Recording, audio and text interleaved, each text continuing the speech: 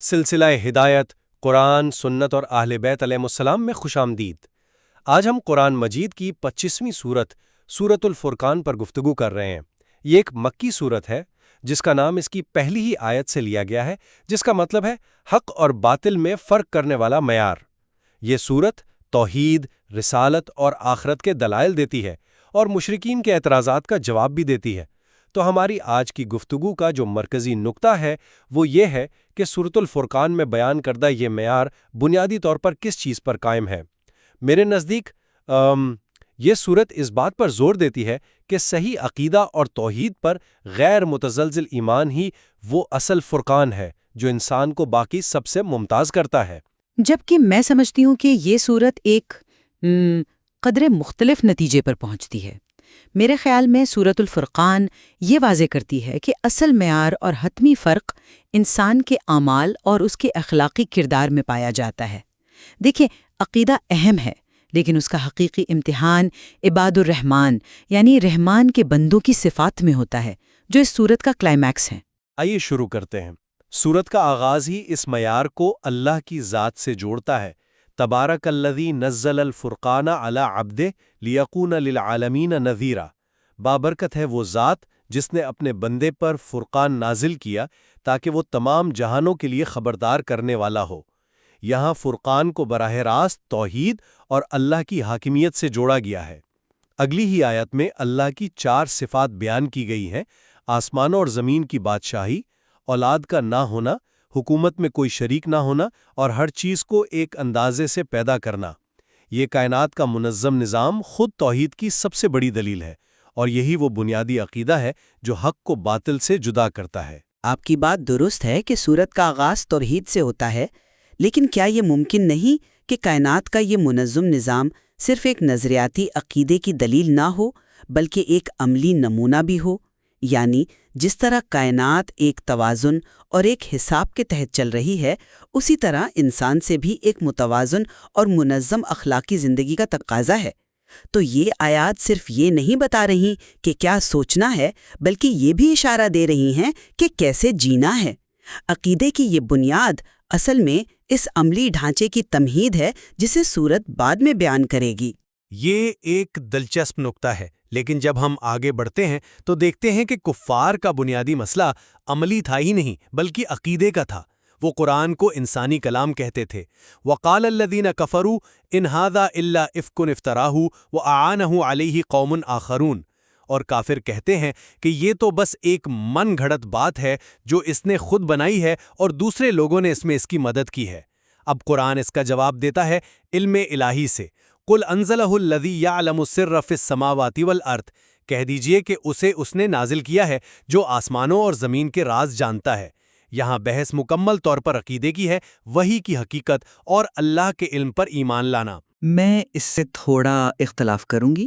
کفار کا اعتراض ظاہرہ عقیدے پر تھا، لیکن اس کی جڑیں ان کے تکبر اور سماجی حیثیت کے تصورات میں تھیں۔ ان کا اگلا اعتراض رسول اللہ صلی اللہ علیہ وآلہ وسلم کی ذات پر تھا۔ وَقَالُوا مَا لِهَٰذَا الرَّسُولِ يَأْكُلُ الطَّعَامَ وَيَمْشِي فِي الْأَسْوَاقِ، اور وہ کہتے ہیں کہ یہ کیسا رسول ہے جو کھانا کھاتا ہے اور بازاروں میں چلتا پھرتا ہے۔ وہ ایک ایسا نبی چاہتے تھے جو فرشتہ ہو یا جسے خزانے دیے جائیں۔ یہ تو خالصتاً مادی پیمانوں پر ایک اخلاقی فیصلہ تھا۔ وہ پیغام کو اس لیے رد کر رہے تھے کیونکہ پیغام لانے والا ان کے دنیاوی معیار پر پورا نہیں اترتا تھا۔ یہ عقیدے سے زیادہ اخلاقیات اور سماجی تکبر کا بحران تھا۔ لیکن اس مادی سوچ کا جواب بھی تو عقیدے کی اصلاح سے دیا جا رہا ہے نا؟ آیت 10 میں اللہ فرماتا ہے تبارک الذی ان شاء جعل لک خیرا من ذلک، بابرکت ہے وہ ذات کہ اگر وہ چاہے تو آپ کو اس سے بہتر عطا کر سکتا ہے۔ یعنی اصل طاقت اور اختیار اللہ کے پاس ہے، اور نبوت کا معیار دنیاوی شان و شوکت نہیں ہے۔ یہ بات سمجھنا عقیدے کی درستگی پر منحصر ہے۔ اگر ان کا عقیدہ درست ہوتا کہ طاقت کا سرچشمہ اللہ ہے تو وہ رسول کی ظاہری سادگی پر اعتراض ہی نہ کرتے، جیسا کہ فرعون نے حضرت موسیٰ علیہ السلام کے اونی لباس پر اعتراض کیا تھا۔ یہ سب عقیدے کی خرابی کی علامات ہیں۔ صحیح۔ میں اسے دوسرے زاویے سے دیکھتی ہوں۔ میرے خیال میں قرآن یہاں یہ دکھا رہا ہے کہ کس طرح ایک غلط عقیدہ لازماً غلط اخلاقی فیصلوں کو جنم دیتا ہے۔ ان کا مسئلہ صرف یہ نہیں تھا کہ وہ اللہ کی قدرت کو نہیں مانتے تھے، بلکہ یہ کہ وہ انسانی عظمت کو دولت اور طاقت سے ناپتے تھے۔ یہ ایک اخلاقی پیمانہ ہے، اور جب قیامت کے دن ان کے معبود ہی ان کے خلاف گواہی دیں گے، جیسا کہ آیات 17 سے 19 میں ہیں، تو یہ اس بات کا ثبوت ہوگا کہ ان کی پوری زندگی کی بنیاد ہی غلط عملی فیصلوں پر تھی، جن کی وجہ ایک غلط عقیدہ تھا۔ اور ان کے اعمال کا نتیجہ کیا ہوگا؟ آیت 23 اس پر حتمی فیصلہ دیتی ہے اور میرے نقطہ نظر کو مزید مضبوط کرتی ہے۔ وَقَدِمْنَا إِلَىٰ مَا عَمِلُوا مِنْ عَمَلٍ فَجَعَلْنَاهُ هَبَاءً مَنْثُورًا، اور ہم ان کے کیے ہوئے اعمال کی طرف بڑھیں گے اور انہیں بکھرے ہوئے غبار کی طرح کر دیں گے۔ اب اس سے زیادہ واضح دلیل کیا ہوگی کہ ایمان اور صحیح عقیدے کے بغیر تمام اعمال بیکار ہیں۔ ان کے ظاہری طور پر اچھے کام بھی اگر کوئی تھے تو وہ شرک کی وجہ سے ضائع ہو گئے۔ تو اصل فرق عقیدے نے ہی ڈالا، عمل نے نہیں۔ یہ آیت بلا شبہ عقیدے کی اہمیت کو ظاہر کرتی ہے، لیکن اس کا دوسرا رخ بھی اتنا ہی اہم ہے۔ عقیدے کے بغیر عمل بیکار ہے، ٹھیک ہے، لیکن کیا عمل کے بغیر عقیدے کا دعویٰ کوئی معنی رکھتا ہے؟ صورت اسی طرف جا رہی ہے۔ دیکھیے اس کے فوراً بعد آیت 27 میں ایک ظالم شخص کی حسرت کا ذکر ہے۔ یا ویلتا لیتنی لم اتخذ فلانا خلیلا، ہائے افسوس، کاش میں نے فلاں شخص کو دوست نہ بنایا ہوتا۔ اس کا پچھتاوا کسی نظریاتی غلطی پر نہیں، بلکہ ایک عملی فیصلے پر ہے، ایک غلط دوست کا انتخاب۔ یہ ظاہر کرتا ہے کہ روزمرہ کے عملی اور اخلاقی فیصلے ہی انسان کی آخرت طے کرتے ہیں۔ اس نے ایک ایسے شخص کی پیروی کی جس نے اسے ذکر یعنی قرآن سے دور کر دیا۔ لیکن قرآن سے دوری بذات خود عقیدے کی کمزوری ہے۔ آیت 30 میں رسول اللہ صلی اللہ علیہ وآلہ وسلم کا شکوہ بھی تو یہی ہے۔ وقال الرسول یا ربی ان قومی اتخذوا هذا القرآن مہجورا، اور رسول کہیں گے اے میرے رب، میری قوم نے اس قرآن کو چھوڑ دیا تھا۔ قرآن کو چھوڑنا اس کے عقائد، اس کی توحید اور اس کی رسالت سے منہ موڑنا ہے۔ یہی تو اصل جرم ہے۔ یا پھر قرآن کو چھوڑنے کا مطلب اس کے اخلاقی ضابطۂ حیات پر عمل نہ کرنا ہے؟ مجھے لگتا ہے کہ سورت کا اگلا حصہ اسی نقطے کو واضح کرتا ہے۔ اللہ اپنی قدرت کی کائناتی نشانیوں کا ذکر کرتا ہے، سائے کا پھیلنا، رات اور دن کا آنا جانا، دو سمندروں کا ملنا جو آپس میں گڈمڈ نہیں ہوتے۔ ان نشانیوں کے ذکر کے فوراً بعد سورت اپنے منطقی نتیجے پر پہنچتی ہے جو عباد الرحمن کی صفات ہیں۔ گویا کائنات کا توازن اور ہم آہنگی دیکھنے کے بعد ایک سچے بندے کی زندگی میں بھی وہی توازن اور اخلاقی خوبصورتی نظر آنی چاہیے۔ میں مانتا ہوں کہ عباد الرحمن کی صفات ایمان کا عملی اظہار ہیں، لیکن یہ سب اس صحیح عقیدے کی شاخیں ہیں جو جڑ ہے۔ پہلی صفت دیکھیں، وَعِبَادُ الرَّحْمَٰنِ الَّذِينَ يَمْشُونَ عَلَى الْأَرْضِ هَوْنًا، اور رحمان کے بندے وہ ہیں جو زمین پر عاجزی سے چلتے ہیں۔ یہ عاجزی کہاں سے آتی ہے؟ یہ اس عقیدے سے آتی ہے کہ انسان اللہ کے سامنے کتنا حقیر ہے۔ تو بنیاد پھر بھی عقیدہ ہی ہے۔ لیکن سورت صرف ایک صفت پر نہیں رکتی، یہ 13 صفات کا ایک جامع اخلاقی منشور پیش کرتی ہے، اور ان میں سے زیادہ تر کا تعلق انسان کے سماجی اور عملی رویے سے ہے۔ انہیں 3 حصوں میں تقسیم کیا جا سکتا ہے۔ پہلا، ذاتی کردار، عاجزی سے چلنا اور جاہلوں سے الجھنے کے بجائے سلام کہہ کر گزر جانا۔ دوسرا، روحانی ضبط، راتوں کو عبادت کرنا اور جہنم سے پناہ مانگنا۔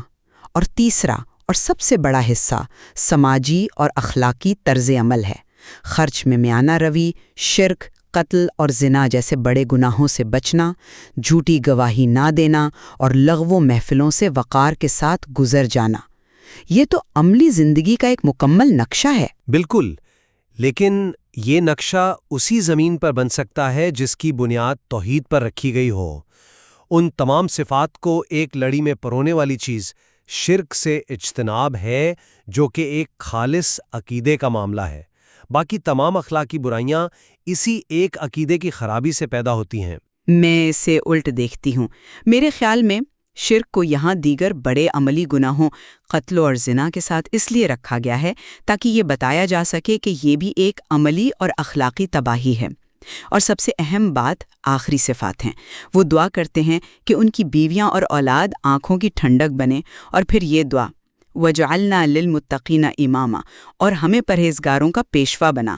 یہ محض ذاتی نجات کی دعا نہیں، بلکہ معاشرے میں ایک مثبت، ایک قائدانہ کردار ادا کرنے کی آرزو ہے۔ یہ عمل اور کردار کی معراج ہے۔ یہ اس بات کا ثبوت ہے کہ فرقان کا حتمی اظہار ایک اعلیٰ اخلاقی اور سماجی کردار کی صورت میں ہوتا ہے۔ اس کے رسول اور آخرت پر یقین پختہ نہ ہو۔ سورت کی آخری آیت اسی طرف اشارہ کرتی ہے۔ قُلْ مَا يَعْبَأُ بِكُمْ رَبِّي لَوْلَا دُعَاؤُكُمْ، کہہ دیجئے کہ اگر تمہاری دعا نہ ہوتی تو میرا رب تمہاری کوئی پرواہ نہ کرتا۔ اور دعا کیا ہے؟ دعا بندے اور اللہ کے درمیان تعلق کا اقرار ہے، جو کہ خالصتاً ایک ایمانی اور عقیدے کا معاملہ ہے۔ یہی تعلق تمام اعمال کی روح ہے۔ اور دعا کا سب سے خوبصورت عملی اظہار عباد الرحمن کی دعاؤں میں نظر آتا ہے، جو اپنی ذات سے شروع ہو کر اپنے خاندان اور پھر پوری امت کی بھلائی تک جاتی ہیں۔ تو آخر میں یہ سورہ ہمیں بتاتی ہے کہ فرقان صرف ایک نظریہ نہیں جسے مان لیا جائے، بلکہ ایک حقیقت ہے جسے جیا جاتا ہے۔ عقیدہ وہ بیج ہے، لیکن اس کی پہچان اس کے پھل یعنی عمل اور اخلاق سے ہوتی ہے، اور سورۃ الفرقان کا زیادہ زور اسی پھل کو بیان کرنے پر ہے۔ خلاصہ یہ ہے کہ میرے نزدیک سورۃ الفرقان کا مرکزی پیغام یہ ہے کہ حق و باطل کا معیار اللہ کی وحدانیت پر کامل یقین ہے۔ کفار کے اعتراضات ہوں یا مومنین کے اعمال، سب کی بنیاد عقیدے کی صحت یا خرابی پر ہے۔ اور میرے خیال میں یہ سورت ہمیں سکھاتی ہے کہ معیار کا حتمی ثبوت انسان کا کردار ہے۔ یہ عقیدے کو ایک عملی شکل دیتی ہے اور رحمان کے بندوں کی صفات کو ہمارے لیے ایک قابل عمل نمونے کے طور پر پیش کرتی ہے، جو اس فرقان کی زندہ مثال ہیں۔